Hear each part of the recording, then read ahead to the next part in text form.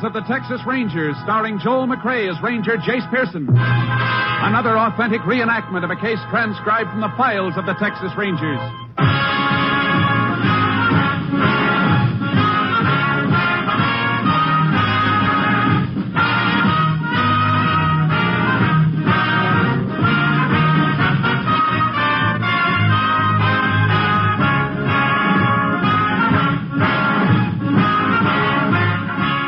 Names, dates, and places in the following story are fictitious for obvious reasons. The events themselves are a matter of record. You know, when Thursday rolls around, it'll bring more top radio entertainment to you over these NBC stations. Thursday starts right off in high gear with Robert Young starring as heroic and harassed Jim Anderson of Father Knows Best. The Andersons are just like your family, but funnier, for the head of the household can get himself involved in situations that take the concerted effort of wife and progeny to get unraveled. And usually Jim rises from the battle bloody but unbowed, and still firmly convinced that Father knows best. For adventure fans, Thursday holds the promise of top mystery listening also, as NBC presents Mr. Keen, tracer of lost persons, who matches his deductive reasoning against the violence and murder of crime. Later, join Jack Webb as Sergeant Joe Friday of Dragnet, the true story of your police force in action. Father Knows Best, Mr. Keen, Tracer of Lost Persons, and Dragnet. Hear all these and more Thursdays on NBC. Now back to Tales of the Texas Rangers.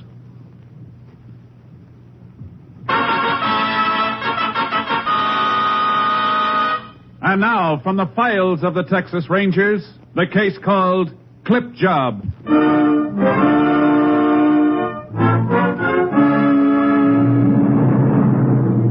It is 10 o'clock on the evening of January 24th, 1950. A bitter wind whips through the streets in the North Texas town of Bolton. As the clock in the town hall strikes the hour, an elderly woman makes her way toward a lighted drugstore. Thank you, Mr. Darrow. Thank you. Good night. Can I help you, ma'am? Are you Mr. Crandall? Yes, ma'am. Some people told me you know everybody here in town. Well, ma'am, I reckon I do. I've had this drugstore 23 years. Do you know a man named George Colley? Colley? Colley. No, ma'am, I don't believe I do. What's it look like? Well, he's a big man, kind of stout, with gray hair. He's in the oil business. Well, ma'am, I might be wrong, but I don't recall anybody looks like that by the name of Colley. Of course, he could be new around town. Oh, no. He said he's lived here for years. Have you asked anybody else in town if they knew him? Yes. I've asked all day. And you're sure you got the right town? Mr. Colley said Bolton. He told me he lived on Coursey Street. That's right, ma'am. We got a Coursey Street here. I went to the address he gave me. People there never heard of Mr. Colley. I guess I've come a long way. For nothing. I'm sorry, ma'am. You've been very kind. Oh, not at all. Anything else I can help you with? I'll just look around a little, if you don't mind. Well, sure. Just take your time. I'll go ahead wrapping up these orders. Mr. Crandall. Yes, ma'am? That bottle up there, how much does it cost? This one? The large one, just above it, with a red label. Oh, that bottle's not for sale, ma'am. We sell it by the ounce. How much is it an ounce? $1.25. But it's poison, ma'am. You'll need a prescription to buy it. Prescription? Yes, ma'am, from your doctor. Oh. Well, thank you very much. You feeling all right, ma'am? Yes. I'm all right. Well, you don't look so good to me, ma'am. You better come over here to the soda fountain and sit down. Please leave me alone. Ma'am. Operator. Get me Doc Holmes, and hurry.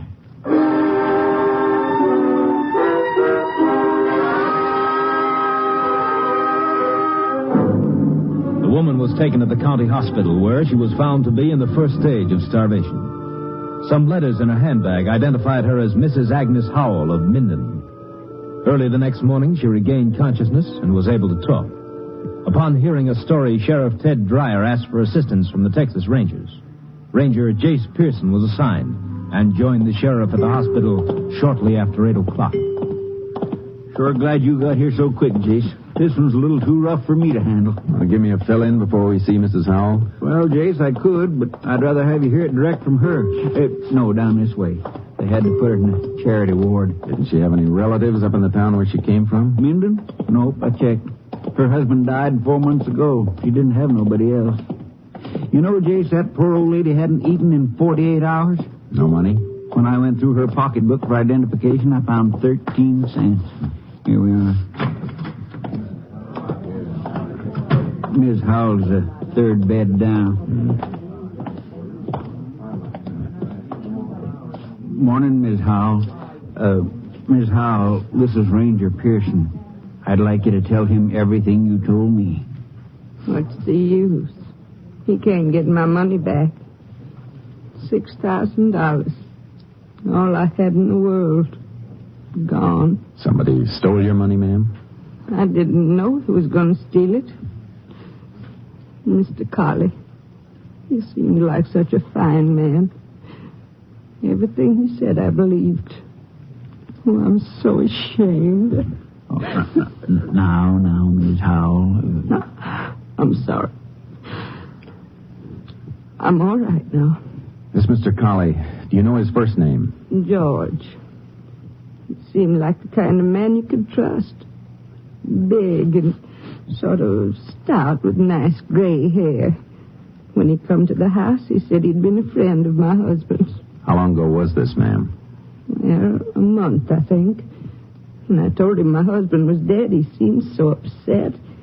He said he had a check for my husband.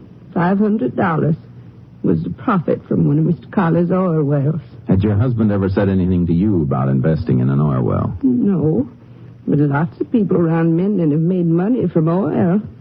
I didn't think there was anything wrong. Did Mr. Colley give you the check? Well, no. He said he wants to do me a favor. Said he'd double my $500 in 3 days. When he come back, he told me he'd done even better. He had $1,200 for me. And then he said if you'd put the rest of your money to it, he'd make a lot more. Is that it? He told me I'd get at least $50,000. How did you know? I just had an idea. You gave him the money, didn't you, ma'am? Yes, I did.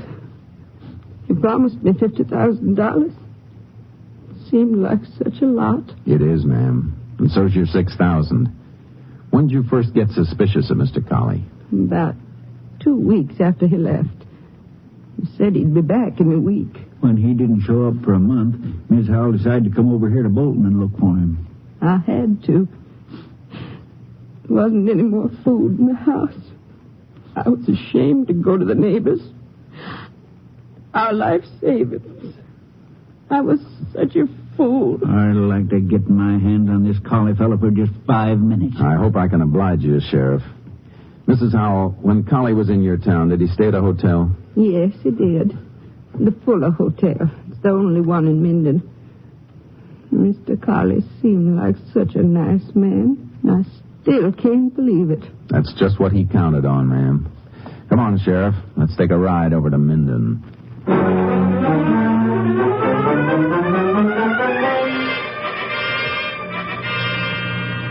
Turn right at the next corner, Jace. Fuller Hotel's at the end of the block. Uh-huh. You know, there's one thing I can't understand. How did this Colley know to come right to Ms. Howell? It's an old racket, Sheriff. He's what we call a hearse chaser. Scouts around till he finds a widow with a little bit of money, and then he goes to work. But how did he happen to find Ms. Howell?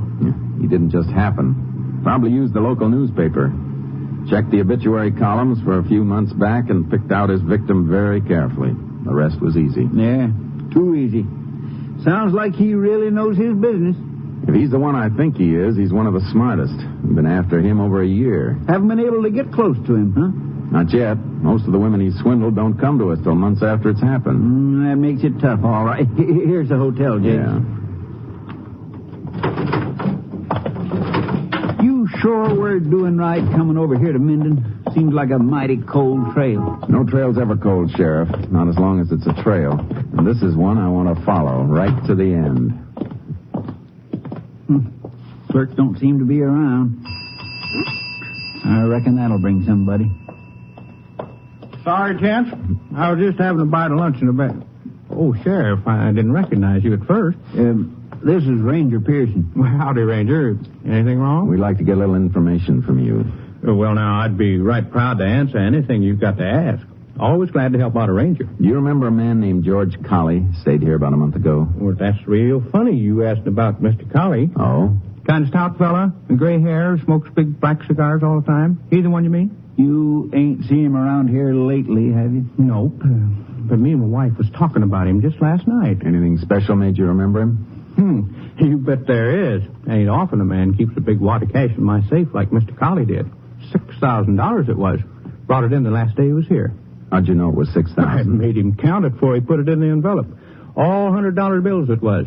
I asked him why he didn't put that much money in the bank. Said he didn't trust banks. How long did Mr. Colley stay here? 3 days. Yeah, 3 days. Oh, I never forgot. There was something else he put in the safe. What was that? A gold ring with a diamond big as the end of your thumb. I said to him, sort of joking, Mr. Colley, you act like we got crooks here in Minden. And he answers real serious. You never know. Just like that. You never know. We have a look at his hotel bill? Mr. Colley done something wrong? Better just go ahead and get what the ranger asked. Oh, sure. I didn't mean to get nosy. I'll have it for you in a minute. What do you want with Colley's hotel bill, Jace? Sometimes they're like diaries, Sheriff, and this one might give us the lead we're looking for. Here you are, Ranger. $21.50. Paid in full. Cash. It's a pretty big bill for 3 days. Well, he had some cleaning and laundry done. Rush, so it was extra. You can see it right here.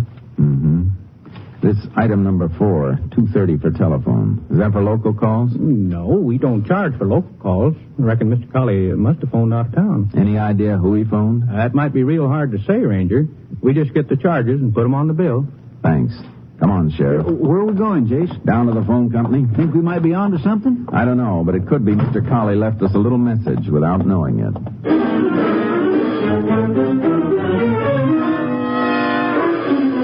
At the phone company office, we learned that Colley had called a Miss Sally Ronson in Dallas. The number belonged to a fancy roadhouse near town. I left the sheriff in Bolton and headed for Dallas. On the way, I radioed Company B and asked them to have somebody locate Sally Ronson and keep her under surveillance till I arrived. When I pulled up in front of the roadhouse at 10 that night, Ranger Clay Morgan was waiting for me. Over here, Jace. Hello, Clay. I got your message, Jace. Cap wants me to work with you on the rest of the case. Good. Get a line on Sally Ronson? She tap dances in the floor show inside. Just watch the end of her act. She's got another show tonight. Let's go in. Sure. Jace, you think this girl is mixed up in the hearse-chasing racket with Colley? It's hard to say. If he called her long distance, that's enough to start on. The manager said her dressing room was down at the end of the hall. How much did Colley get from the old lady in Minden, Jace? $6,000, everything her husband left her. She must have been an awful easy mark. Maybe, but Colley's a pretty sharp article. Is this Sally Ronson's dressing room? Yeah. Just a minute. She sounds a little tired. Yeah, she's a little frayed at the edges. How much is... Oh, I thought you was the kid in the drugstore. I'm Ranger Pearson, ma'am. This is Ranger Morgan. All right if we come in for a few minutes? Why not? Excuse me for not having shoes on. I'll go get my slippers. It's all right, ma'am. We just want to ask you a few questions. I'm getting so I never want to have shoes on when I'm not dancing. You know how bad it makes you feel when your feet get tired. Yes, ma'am. Sit down. No, thanks. Seems like I'm tired all the time now. 7 years of dancing in places like this. What kind of questions do you want to ask? You know a man named George Colley? No, should I? He phoned you from a town called Minden about a month ago. Lots of men phone me. They get the idea I'm glamorous because I'm a show gal. Oh, glamorous with swollen feet. You sure you don't remember hearing from George Colley? Ranger, look, I'd like to help you, but I don't even know him. Now, let's try again. He's a middle-aged man, stout, gray hair, smokes strong cigars. Oh, him. Well, why didn't you say so? The oil man. But his name's George Connor. Is that what he told you it was? Yeah, I guess he's got 2 names. Or 20. Why did he call you? To make a date. He always takes me out when he's near where I'm playing. He makes me tired with all his big talk, but he buys a good dinner. He in trouble? Yeah. You seen him recently? A week, maybe 10 days ago. You expect to see him again soon, Miss Ronson? Look, Rangers, I can't afford to get mixed up in nothing. Bad publicity would ruin my bookings. We'll see you don't get mixed up in it. When are you supposed to see him again? Tomorrow. Club's closed and I don't have to work. He's coming in town. Said he'd pick me up at my place at 6. Want me to call you when he gets in? No, ma'am. If you don't mind, we'll wait there with you. This is one date we're all going to keep together.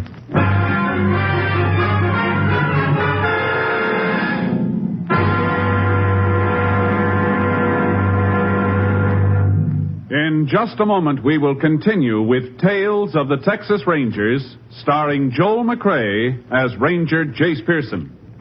Here's an important message about a serious problem. During the last 4 infantile paralysis epidemics, a total of $79 million was spent by the March of Dimes Fund in caring for those stricken with this dread disease. These were the 4 worst infantile paralysis epidemics in history.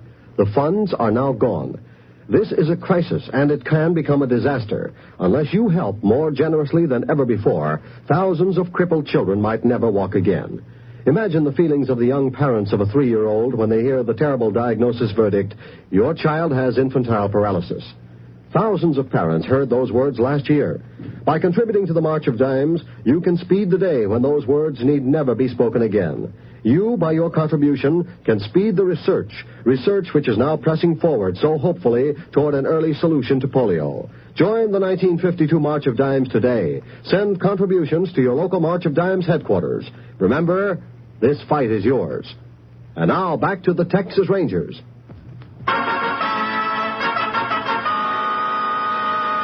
We continue now with Tales of the Texas Rangers and our authentic story, Clip Job.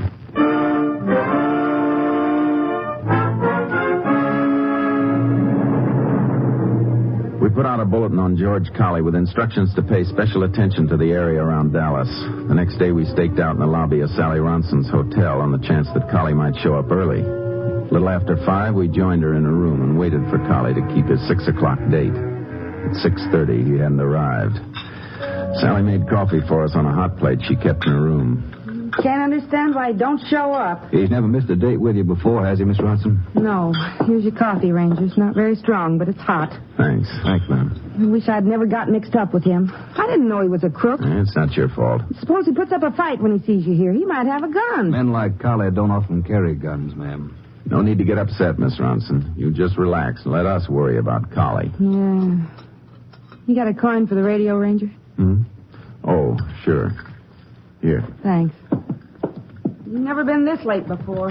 Jace, you don't think he spotted us when we came up here, do you? I doubt it. He probably doesn't have any idea we're after him. Ranger, I can't help it. I'm getting scared. Couldn't I go somewhere and let you wait for him here? I'm afraid not, ma'am. We can't take the chance of him seeing you on the street. But if he comes... Answer it, ma'am. It might be him. What'll I say? Just what you would ordinarily. Don't let him think there's anything wrong. I'll try. Hello? All right, operator. Hey, turn off the radio, will I'll you? get the radio, Jace. Well, hello there. Oh? Well, if it can be helped. No, it's all right. Yeah. And so long. It was him. Said he had some business and can't get to Dallas till day after tomorrow. Did he say where he was calling from? He didn't, but the operator said the call was from Wilford. Wilford? Let's see, that's about 150 miles from here. Oil country. Chances are Colley's working another clip job. Jace, you figure we might be able to pick him up there? We'll give it a try. Call headquarters, Clay. Get them to cover this hotel. We're going to head for Wilford.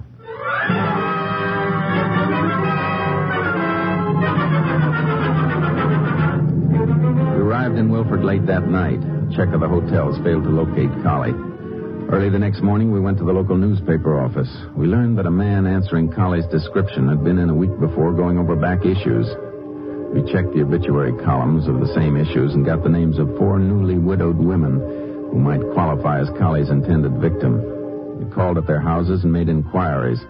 Just before noon, a Mrs. Helen Petrie gave us the break we were looking for. Why, yes, I know the man you're talking about, but his name's not Colley, it's Sanders. How long have you known this Mr. Sanders? Well, I've only known him a week, but he was a good friend of my husband's. Did he tell you that, ma'am? Yes, he did.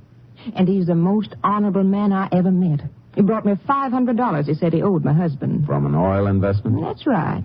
And he was so disturbed when he heard my husband had died. Said he just had to do something for me. He took the $500 away with him, didn't he, ma'am? Well, yes, but 3 days later he was back. And you know he had $900 with him, all for me. Did he say anything then about you investing more money so you could make an even bigger profit? Indeed he did. Matter of fact, I've got a check ready for him now. $5,200.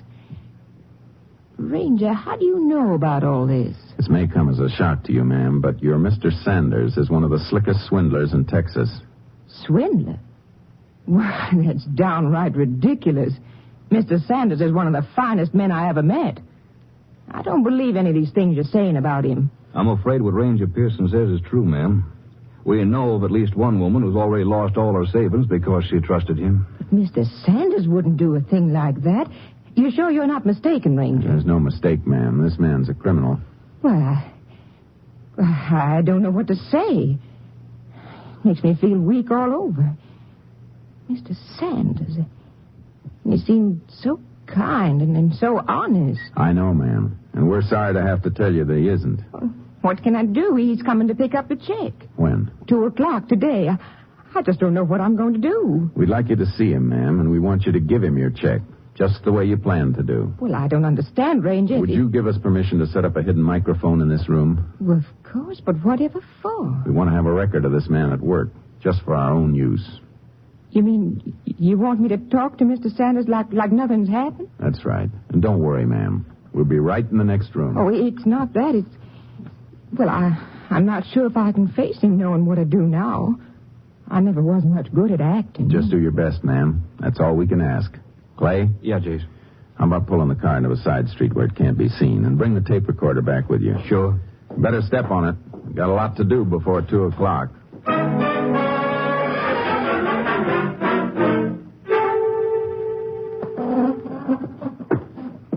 Sorry to be moving your furniture around, ma'am, but I have to get this microphone set. It's nearly 2:00, Ranger. I'm just about finished. Uh-huh. Now we'll try a test with Ranger Morgan in the next room. Testing, Clay. Rap on the wall if I'm coming through. All right, Mrs. Petrie. We're ready for your visitor. Oh, I've never been so nervous in all my life. You'll do all right. Just be as natural as you can. Ranger, you sure now you want me to give him the check? It's very important that you do. Oh, I wish I wasn't so nervous. I better get into the next room. Ranger, I think that... Good luck, ma'am. All set to record, Jace. Mrs. Petrie is scared as she sounds. Yeah, she's pretty nervous. You think she'll be able to carry it off? Yeah, it's a chance we have to take. Boy, you didn't get in here with any time to spare. Yeah. Give me that other set of earphones. Here. Thanks.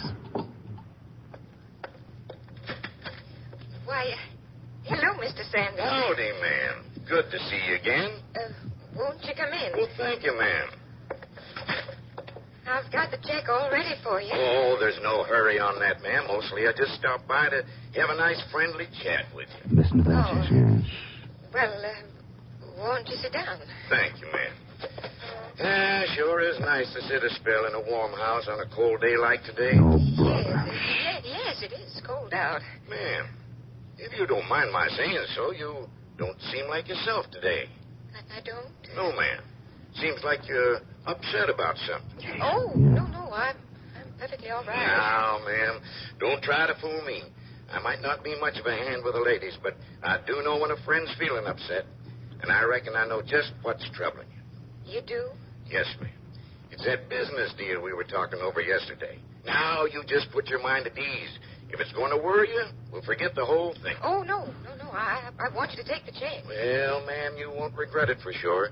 Another month's time, you'll be a rich woman. But I understand how you feel. And you know your husband was such a fine fellow, I'd hate to think of his widow worrying over money. Oh, it's all right, Mr. Sanders. I'm not a bit worried. Sure you are, and I don't blame you. Probably seems like a right lot of money to let go of, even if it is only for a short time. Well, I'll tell you what. If you feel like you can't afford it right now, you just tear up that check. He's playing it real smart. No, I've thought it over and my mind's made up. I do want to go into your business. Well, all right, ma'am. But only if you're sure you want to. Well, the check's in my desk. Oh, What a shame, ma'am. Such a pretty face. I'm so clumsy. I better clean up the pieces before somebody gets Oh, shot. you just let me handle that, ma'am. I'll have it up right away. Thank you. I'll go get the check in the meantime. He's crazy if he hasn't noticed something wrong by now. There we are, ma'am. And here's the check, Mr. Sanders.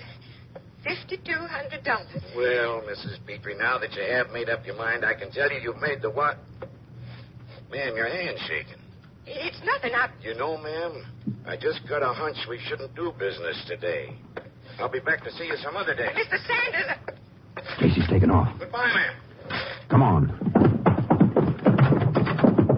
I'm sorry, Rangers. I just couldn't. That's all right, ma'am. Let's stop him, Clay. Right. Jason's in his car. Hold it, Carly. You got his tire, Jace? Yeah, let's go. Don't move, Carly. You're covered. All right. Get out of the car. What's this all about, Rangers? You might have killed me. It would have been too good for you, Collie. What are you calling me Collie for? My name's Sanders. You must have a tough time keeping track of all your names. Put out your hands, Collie. You're under arrest. Arrest? What for? Swindling. Me? You're making a mistake, Ranger. No, Collie. You made the mistake when you swindled Agnes Howell over in Minden. Agnes Howell? I don't know anybody by that name. I think she'll know you. Come on, Collie. She spent a long time looking for you. Let's not keep her waiting any longer.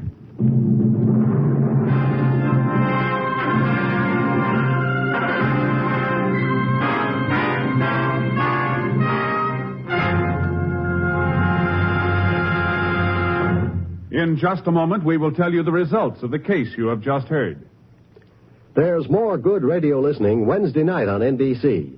Wednesday, come to Ivy College in the town of Ivy, USA. Yes, walk the pleasant campus of Ivy College with Mr. and Mrs. Ronald Coleman as Dr. and Mrs. Hall of Ivy. There's adult comedy and heartwarming human philosophy in each sparkling broadcast of the halls of Ivy. Then, Peavy, Gildy, Judge Hooker, Leroy, and all the gang bring you a half hour of mirth and music with the one, the only, the great Gildersleeve. Later, Groucho Marx is your genial paymaster of ceremonies on You Bet Your Life, radio's merriest quiz show. There's prize money for lucky contestants and fun for everyone as Groucho Marx asks the questions and provides the laughs.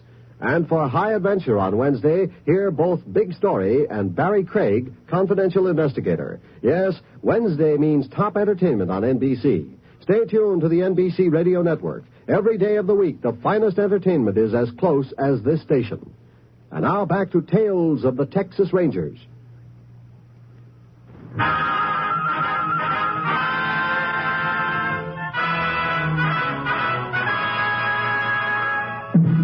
And now, here are the results of the case you have just heard. George Colley was brought to trial on March 13th, 1950. During the 2 months preceding his trial, Agnes Howell and 3 other women from various parts of the state filed charges against him for fraud. Of the $6,000 Mrs. Howell had lost, $3,800 was recovered and returned. On April 26, 1950, George Colley was sentenced to 20 years in Huntsville Penitentiary. Next week, Joel McCrea in another authentic reenactment of a case from the files of the Texas Rangers.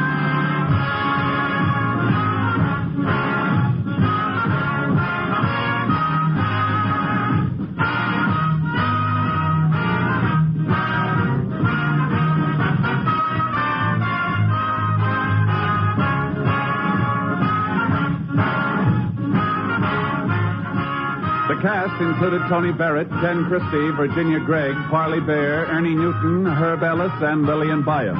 Technical advisor was Captain M.T. Lone Wolf Gonzalez of the Texas Rangers. This story was transcribed and adapted by Charles E. Israel, and the program was produced and directed by Stacy Keach. Hal Gibney speaking. Next, it's The Big Show. All this and Tallulah, too, on NBC.